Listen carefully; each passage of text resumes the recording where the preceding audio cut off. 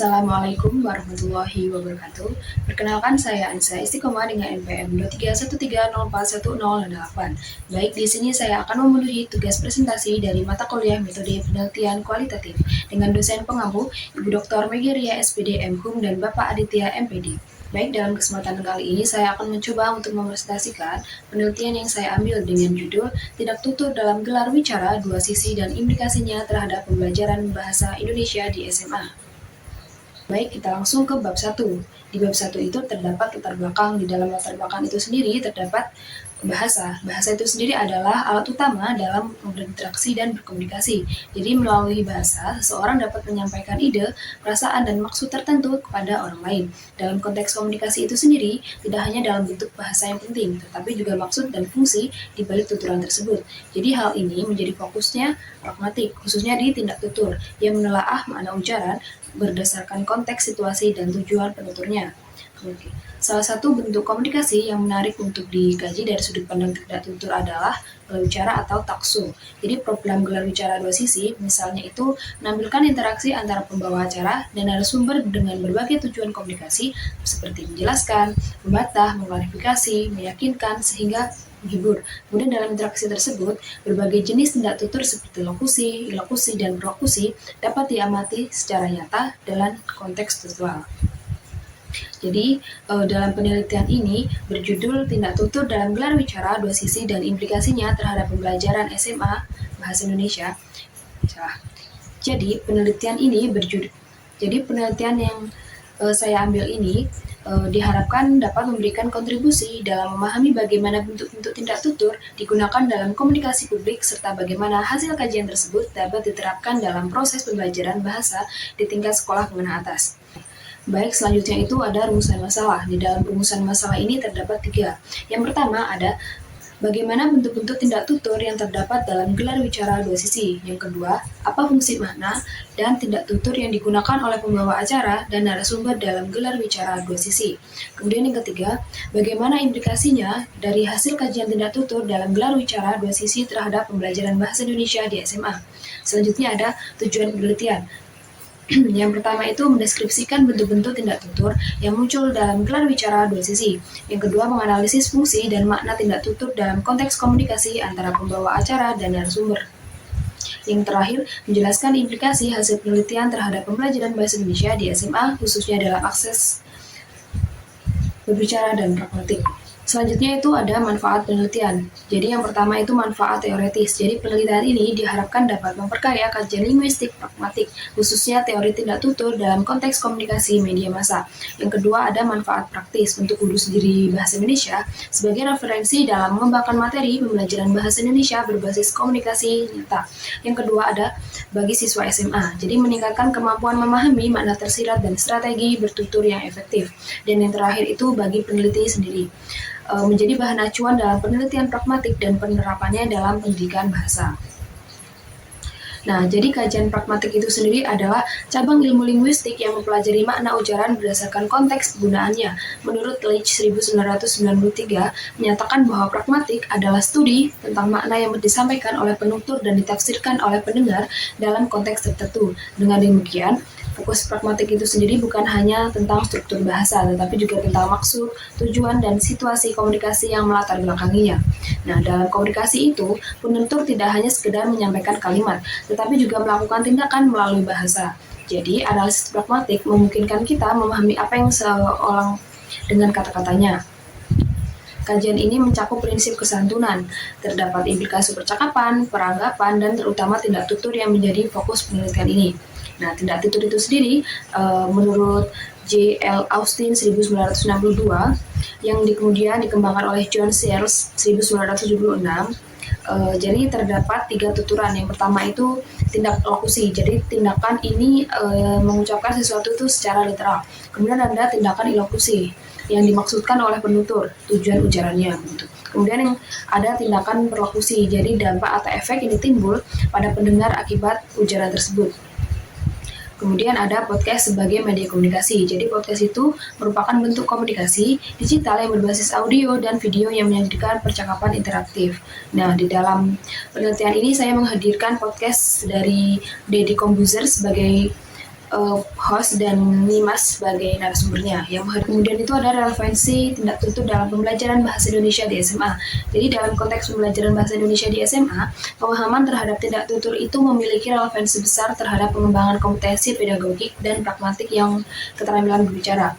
Nah, jadi melalui kajian tindak tutur itu guru bisa yang pertama itu memahami makna tersirat dalam komunikasi sehari-hari, kemudian itu mengidentifikasi tuturan-tuturan seperti meminta, menolak, mengajak, dan memuji dan menyarankan. Kemudian itu menggunakan strategi bertutur yang sesuai dengan konteks sosial. Nah, kemudian bab 3 metodologi penelitian. Jadi yang pertama itu ada jenis dan pendekatan penelitian. Jadi penelitian ini saya menggunakan pendekatan kualitatif dengan jenis penelitian deskriptif. Jadi pendekatan ini dipilih karena penelitian bertujuan untuk mendeskripsikan secara mendalam bentuk, fungsi, dan makna dalam tindak tutur yang muncul dalam gelar bicara dua sisi. Jadi penelitian kualitatif itu sendiri menekankan pemahaman terhadap fenomena bahasa secara kontekstual dan alamiah tanpa manipulasi data. Kemudian menurut Melong 2017, penelitian kualitatif itu berusaha memahami fenomena yang dialami subjek secara holistik melalui deskripsi dalam bentuk kata-kata. Nah, kemudian ada sumber data dan data penelitian. Yang pertama itu sumber data. Jadi sumber data penelitian ini berupa rekaman video gelar bicara dua sisi yang ditayangkan di kanal video TV One dan platform YouTube resmi di TV One News. Jadi program ini dipilih karena menampilkan interaksi langsung antara pembawa acara dan narasumber dari berbagai latar belakang dengan topik aktual.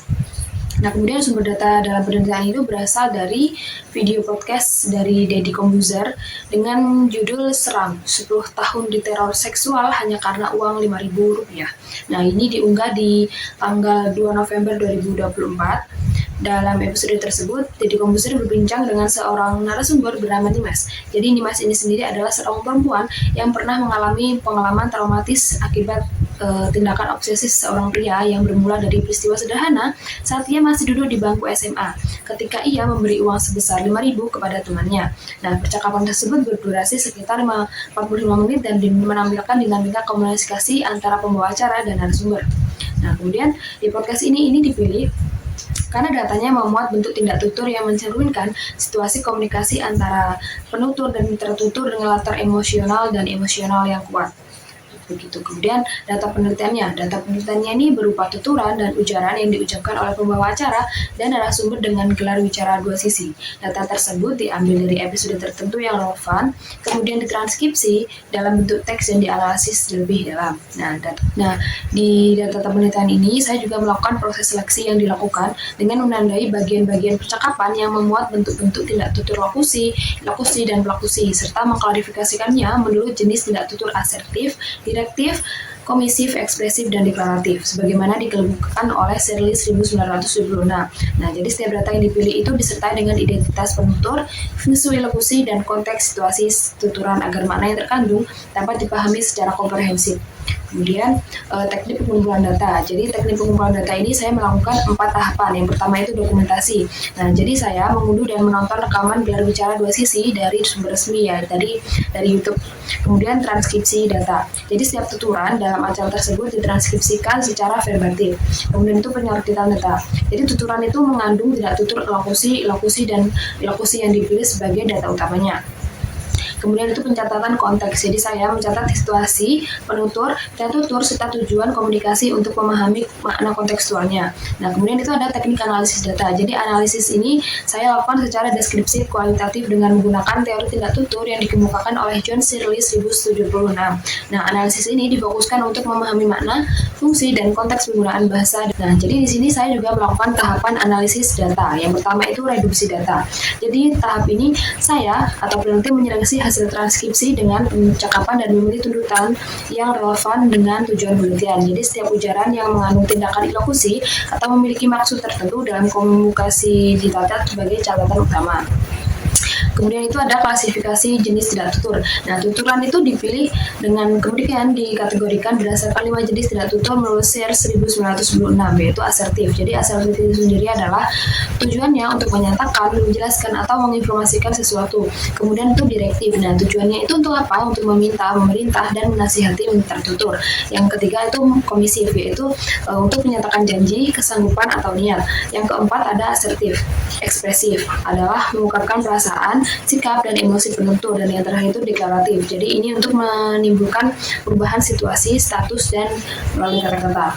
Nah, kemudian itu ada penyajian data. Jadi data itu saya klasifikasikan disusun dalam bentuk tabel korpus yang mencantumkan nomor data, tuturan, penutur, jenis tindak tutur, fungsi ilustrasi, dan konteks situasi.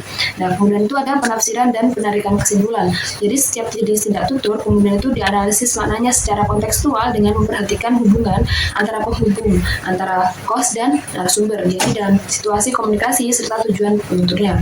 Dan hasil analisis nantinya ditarik kesimpulan mengenai jenis tindak tutur yang dominan dan kecenderungan strategi berbahasa yang digunakan dalam podcast.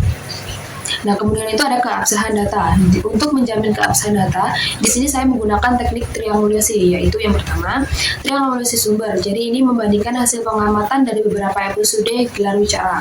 Kemudian itu triangulasi teori. Jadi di sini itu menggunakan beberapa teori pragmatik, yaitu Austin dan Shirley untuk memperkuat analisis. Kemudian ada triangulasi peneliti. Jadi hasil analisis nantinya diverifikasi melalui diskusi dengan dosen pembimbing atau rekan sejawat agar hasilnya objektif. Nah, kemudian implikasinya terhadap pembelajaran bahasa Indonesia.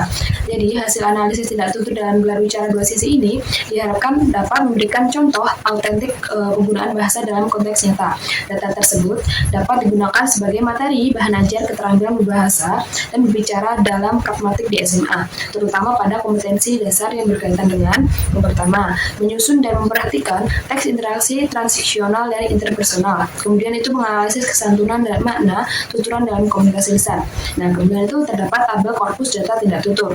Nah, di sini saya juga mencantumkan tabel korpus. Yang pertama ini adalah kamu pernah dikejar-kejar cowok selama 10 tahun cuman karena uang 5.000. Nah, ini ujaran dari Pak Deddy Kombuzer. Nah, ini maknanya direktif karena meminta klarifikasi. Kemudian, iya mas, awalnya itu cuma bercandaan waktu SMA. Nah, ini dari Nimasnya. Ini asertif karena menjelaskan pengalaman. Dan selanjutnya ada serius, 5.000 bisa bikin orang sampai begitu obsesinya. Nah, ini Pak Deddy Kombuzer. Kemudian ini adalah bentuknya ekspresif karena mengungkapkan perasaan yang tidak percaya. Kemudian ada aku juga nggak nyangka bakal sejauh itu begitu. Nah, ini adalah Nyimas ya. Ini juga ekspresif karena mengungkapkan perasaan tidak percaya sama. Kemudian selanjutnya dia terus mengikuti saya dari media sosial sampai rumah. Ini Pak Deddy Kombuzer. Direktif karena meminta penjelasan rinci gitu. Dapat saya sampaikan, mohon maaf apabila terdapat kesalahan dalam bersikap dan bertutur kata. Kepada Allah saya mohon ampun. Saya ucapkan terima kasih. Wassalamualaikum warahmatullahi wabarakatuh.